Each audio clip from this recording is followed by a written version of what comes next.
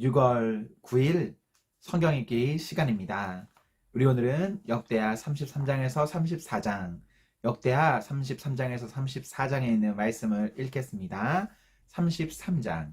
므낫세가 왕이 되었을 때에 그는 12살이었다. 그는 예루살렘에서 55해 동안 다스렸다. 그는 주님께서 보시기에 악한 일을 하였다. 그는 주님께서 이스라엘 자손이 보는 앞에서 쫓아내신 이방 사람의 역겨운 풍속을 따랐다. 그는 아버지 히스기야가 헐어버린 상단들을 오히려 다시 세우고 바알들을 섬기는 제단을 쌓고 아스라 목상들을 만들고 하늘의 별을 숭배하여 섬겼다. 또 그는 주님께서 일찍이 내가 예루살렘 안에 내 이름을 길이길이 두겠다 하고 말씀하신 주님의 성전 안에도 이방신을 섬기는 제단을 만들었다. 주님의 성전 안팎 두 뜰에도 하늘의 별을 섬기는 제단들을 만들어 세우고 아들들을 흰놈의 아들 골짜기에서 번제물로 살라 바쳤으며 점장이를 불러 점을 치게 하고 마술사를 시켜 마법을 부리게 하고 악령과 귀신들을 불러내어 묻곤 하였다. 이렇게 하여 그는 주님께서 보시기에 악한 일을 많이 하여 주님께서 진노하시게 하였다. 그는 또 자기가 만든 아세라 목상을 하나님의 성전 안에 가져다 놓았다. 일찍이 하나님이 다윗과 그의 아들 솔로몬에게 이 성전을 두고 말씀하실 때에 내가 이스라엘의 모든 지파 가운데서 선택한 이 성전과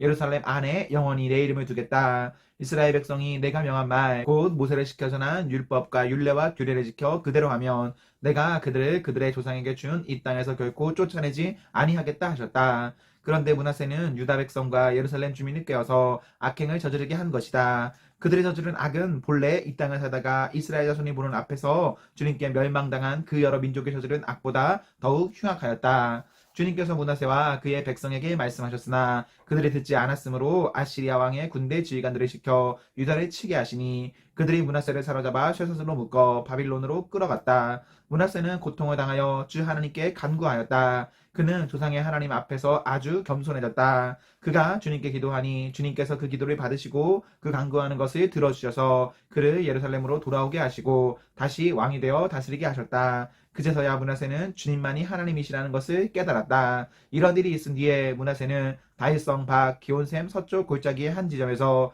물고기 문에 이르기까지 외곽성을 쌓아 오배를 감싸고 그 성벽 높이를 한껏 올려 쌓았다. 그는 또 유다의 요새화된 성읍에 군대 지휘관들을 배치하였다. 그는 또 성전 안에 있는 이방 신상들과 그가 가져다 놓은 목상들을 없애버리고 주님의 성전에 서 있는 산에다 만들어 놓은 이교의 제단과 예루살렘 곳곳에 만들어 놓은 이교의 제단을 모두 성 밖으로 가져다 버렸다. 그는 주님의 제단을 다시 고치고 화목제와 감사제를 그 제단 위에서 드렸다. 그는 유다의 모든 백성에게 주 이스라엘의 하나님을 섬기라는 명령을 내렸다. 비록 백성이 여전히 여러 산당에서 제사를 드리기를 하였으나 그 제사는 오직 주 그들의 하나님께만 드리는 것이었다. 므낫세의 나머지 일들과 그가 하나님께 간구하여 바친 기도와 선견자가 주 이스라엘의 하나님의 이름을 받들고 권면하는 말씀은 모두 이스라엘 왕 역대지략에 기록되어 있다. 그가 기도들을 드린 것과 하나님이 그 기도를 받으신 것과 그가 지은 모든 죄와 허물과 그가 겸손해지기 전에 산당을 세운 여러 장소와 아세라 목상과 우상을 세워둔 여러 곳들이 모두 호세의 역사책에 기록되어 있다.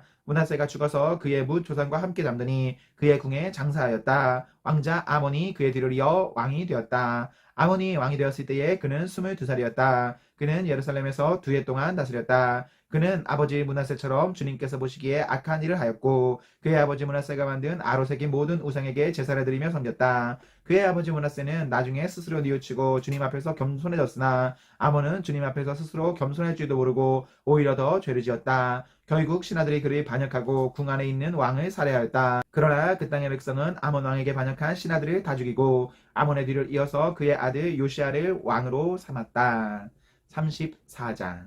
요시아가 왕이 되었을 때에 그는 8살이었다. 그는 예루살렘에서 31해 동안 다스렸다. 그는 주님께서 보시기에 옳은 일을 하였고 그의 조상 다윗의 길이 본받아서 오른쪽으로나 왼쪽으로 곁길로 벗어나지 않았다. 요시아는 왕이 된 지 8해째에 아직도 매우 어린 나이에 조상 다윗의 하나님을 찾기 시작하였다. 그의 통치 12년이 되는 해에 산당과 아세라 옥상들과 아로색인 우상들과 부하 만든 우상들을 없애고 유다와 예루살렘을 깨끗하게 하였다. 요시아의 지시로 사람들은 바알 신들을 섬기는 제단들을 헐었다. 요시아는 제단 위에 있는 분향단들도 부수게 하였다. 그는 또한 아세라 목상들과 아로색인 우상들과 부어 만든 우상들을 빻아 가루로 만들어서 그 제단에 제사를 드리던 자들의 무덤에 뿌리고 제사장들의 뼈를 제단 위에 불살라서 유다와 예루살렘을 깨끗하게 하였다. 그는 같은 일을 므낫세와 에브라임과 시므온 지역과 저 멀리 사방이 다 폐허가 된 납달리 지역에 이르기까지 직접 가서 행하였다. 그는 제단들을 허이고 아세라 목상들과 아로색인 우산들을 빻아 가루로 만들고 온 이스라엘 땅에 있는 분향단도 모두 부숴버리고 나서야 예루살렘으로 돌아왔다.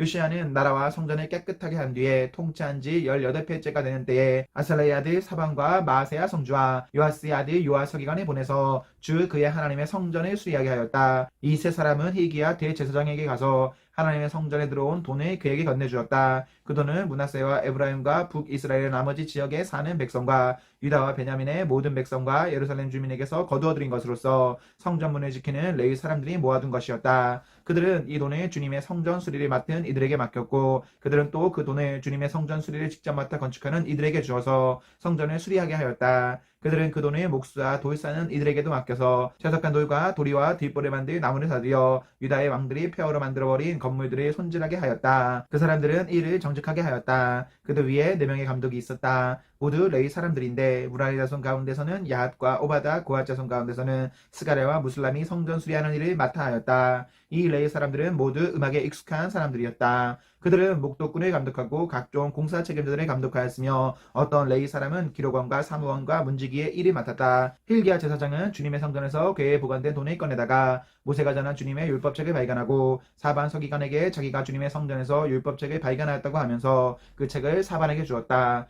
사반이 그 책을 가지고 왕에게 나아가서 보고하였다. 임금님께서 종들에게 명령하신 것을 종들이 그대로 다 하였습니다. 또 주님의 성전에 있는 돈을 다 쏟아서 감독들과 건축하는 사람들에게 맡겼습니다. 이렇게 보고하고 나서 사반 서기관은 hil기야 제사장이 자기에게 책 한 권을 건네주었다고 왕에게 보고하였다. 그리고 사반은 그 책을 왕 앞에서 큰 소리로 읽었다. 왕은 율법의 말씀을 다 듣고서 애통해하며 자기의 옷을 찢었다. 왕은 hil기야와 사반의 아들 아히감과 미가의 아들 압돈과 사반 서기관과 왕의 시종 아사야에게 명령하였다. 그대들은 주님께로 나아가서 나를 대신하여 그리고 아직 이스라엘과 유다에 살아남아 있는 백성을 대신하여 이번에 발견된 이 두루마리의 말씀에 관하여 주님의 뜻을 여쭈어보도록 하시오. 우리의 조상이 주님의 말씀을 지키지 않고 이 두루마리에 기록된 모든 것을 지켜 따르지 않았으므로 주님께서 우리에게 쏟으신 진노가 크오.